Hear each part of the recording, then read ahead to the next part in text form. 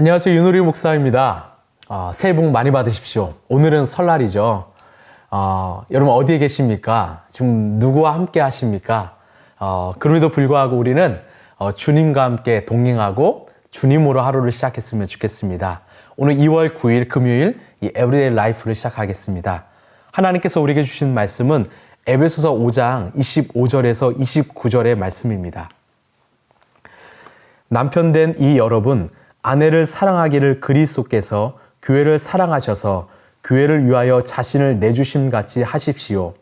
그리스도께서 그렇게 하신 것은 교회를 물로 씻고 말씀으로 깨끗하게 하여서 거룩하게 하시려는 것이며 티나 주름이나 또 그와 같은 것들이 없이 아름다운 모습으로 교회를 자기 앞에 내세우시려는 것이며 교회를 거룩하고 흠이 없게 하시려는 것입니다. 이와 같이 남편도 아내를 자기 몸과 같이 사랑해야 합니다. 자기 아내를 사랑하는 것은 곧 자기를 사랑하는 것입니다. 자기 육신을 미워한 사람은 없습니다. 누구나 자기 육신을 먹여 살리고 돌보기를 그리스도께서 교회를 그렇게 하시듯이 합니다. 아멘.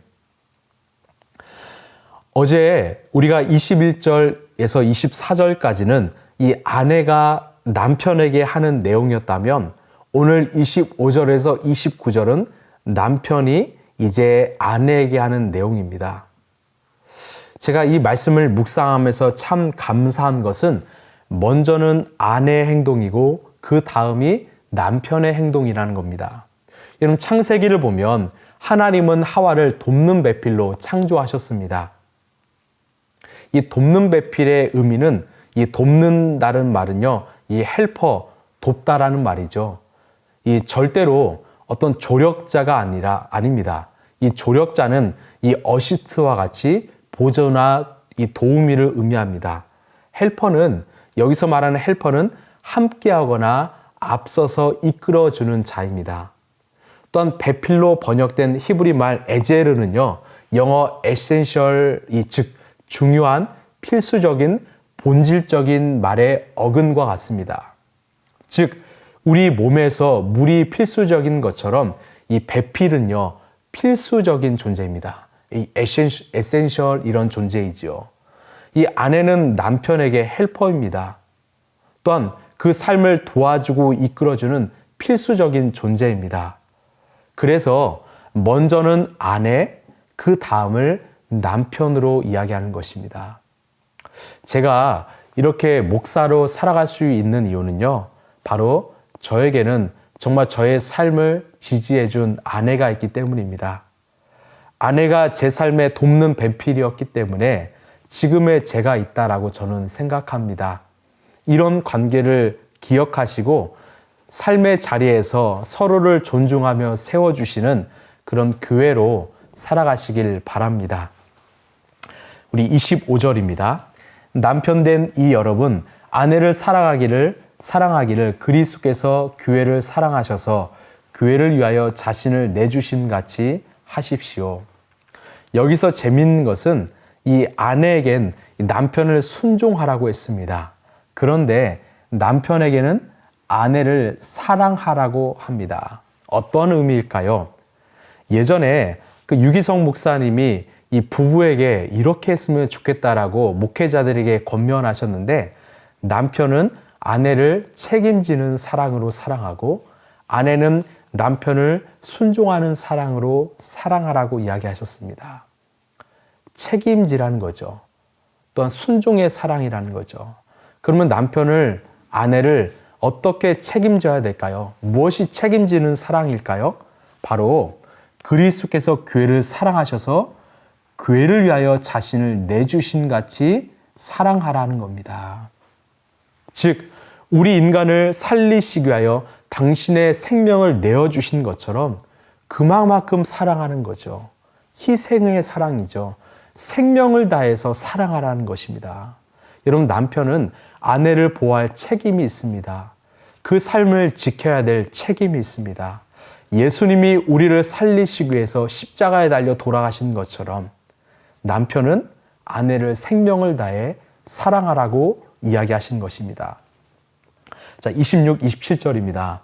그리스도께서 그렇게 하신 것은 교회를 물로 씻고 말씀으로 깨끗하게 하여서 거룩하게 하시려는 것이며 티나 주름이나 또 그와 같은 것들이 없이 아름다운 모습으로 교회를 자기 앞에 내세우시려는 것이며 교회를 거룩하고 흠이 없게 하시려는 것입니다.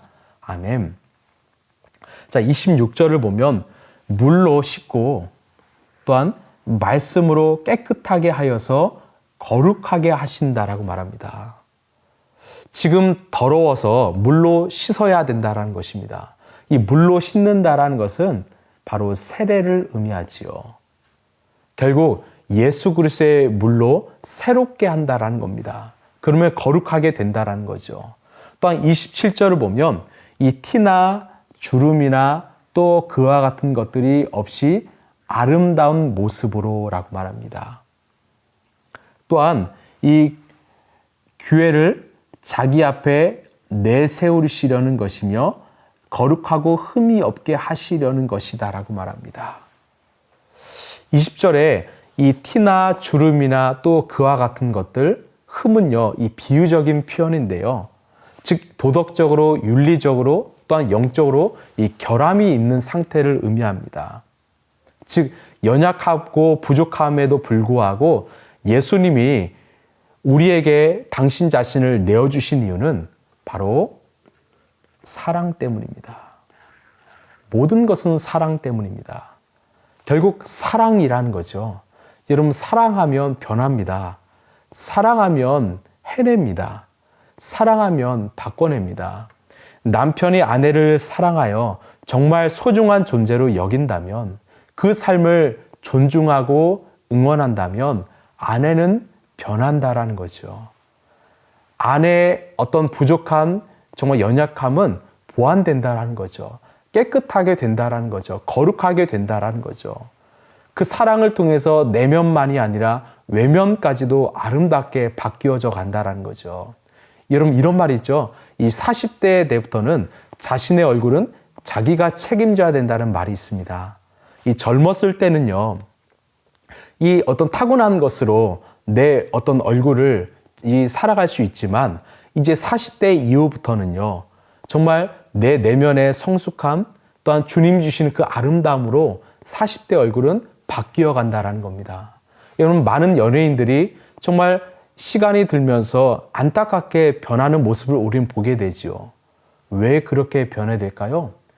이 본질적인 이유는 그 마음에 평안이 없기 때문입니다. 샬롬이 없기 때문이죠. 늘 불안하고 두려우고 또한 삶의 공허함과 정말 그 절망 때문에 근심이, 걱정이 쌓여서 얼굴의 낯빛이 또 얼굴의 모습이 변해가는 것입니다.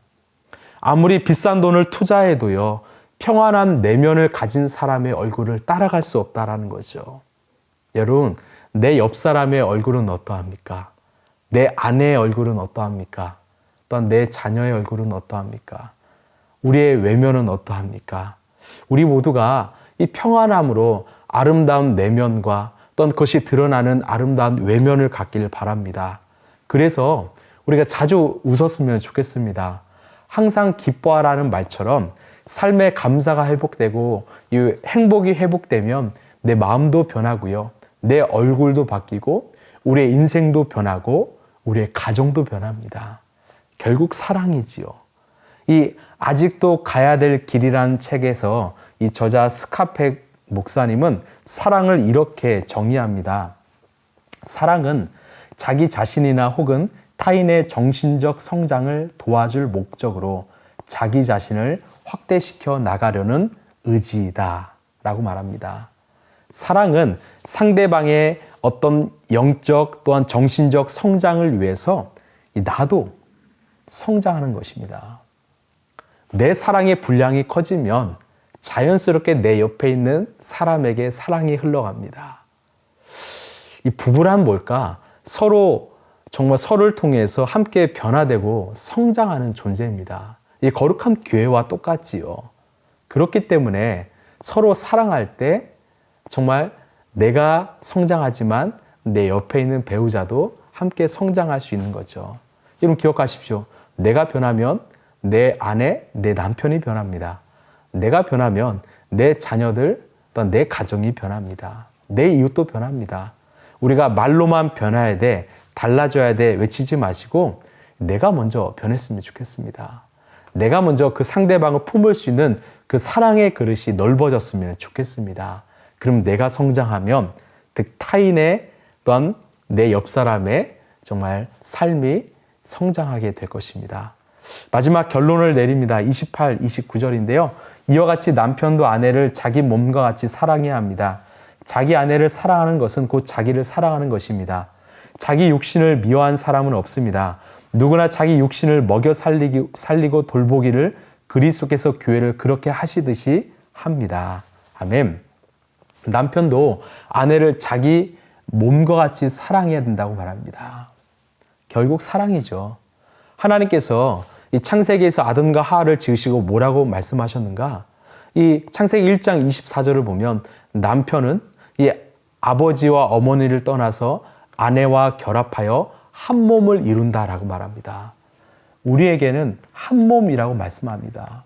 남편과 아내는 두 몸이 아닙니다. 한 몸입니다. 그래서 아내를 사랑하는 것이 바로 즉 나를 사랑하는 것입니다. 왜? 한 몸이기 때문이죠. 여러분 이것을 기억하십시오.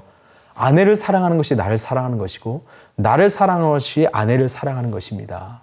이런 성경적 기준이 분명하길 원합니다.